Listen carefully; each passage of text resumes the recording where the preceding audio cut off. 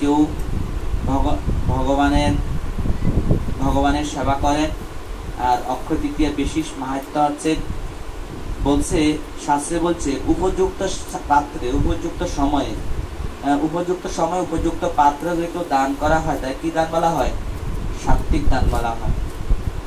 তো অক্ষয় তৃতীয়া মানে এদিন যা কিছু করবেন সবকিছুই অক্ষয় থাকবে।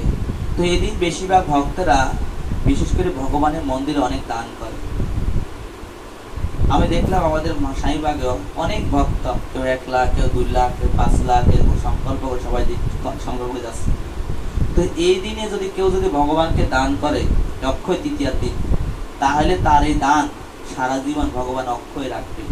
যেরকম যে আমরা দেখতে পাই শুক্রাচার্যের কাহিনীতে, শুক্রাচার্য যখন দান করবে বলছে, বলি মহারাজ যখন দান করবে তখন শুক্রাচার্য কি বলছে, বলি মহারাজ যখন দান করবে তখন শুক্রাচার্য কি বলছে, দান করো না, তোমার দান করলে সব চলে যাবে, তুমি দান করো না।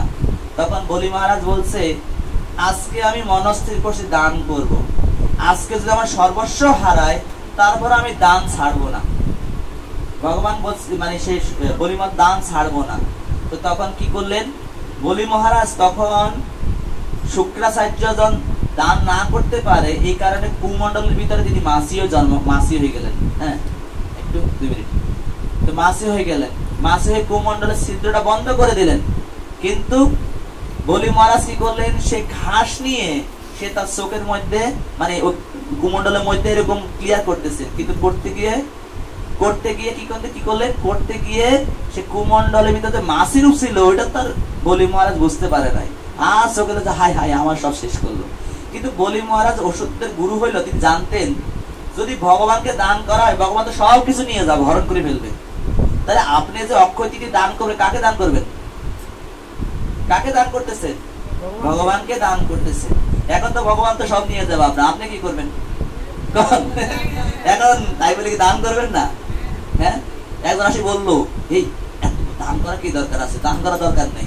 আরে তোমার তো সবকিছু হরণ করে নিয়ে যাবে ভগবান, তুমি কেন দান করবে? আপনি কি ছাড়ে দিবেন, দান করা বন্ধ করে দিবেন?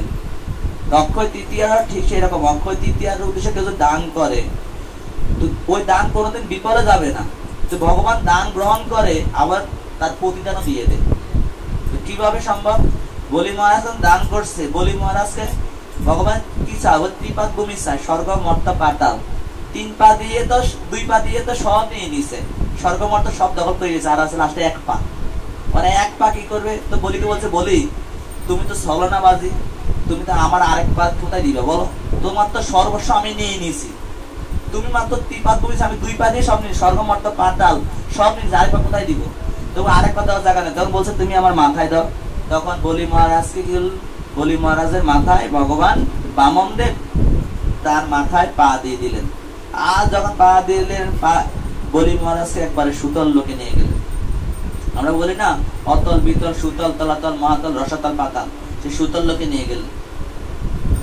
যখন সুতল লোকে নিয়ে গেলেন, বলিকে বলছে, বলি তুমি যে আমাকে সর্বস্ব দান করেছো তার জন্য আমি সন্তুষ্ট, কিন্তু তার প্রতিদিন আমরা তোমায় কি দিচ্ছি জানো?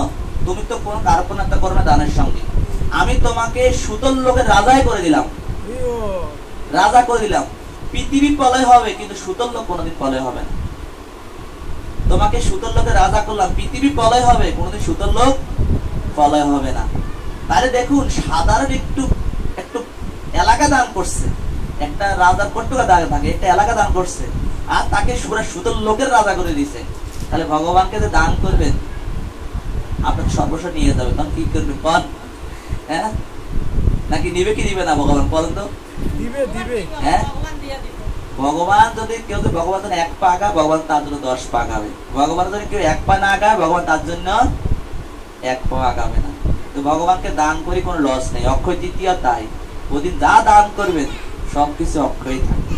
এটা হচ্ছে মূল কথা। হরে কৃষ্ণ কৃষ্ণ কৃষ্ণ হরে হরে, হরে রাম রাম রাম হরে হরে। জয় শ্রীলা প্রভুপাদ কি জয়, অনন্ত কোটি বৈষ্ণব ভক্তবৃন্দ কি জয়, পূর্বাচলে কোট নিতাই ভগবান কি জয়, জয় নিতাই গৌর সীতারাম।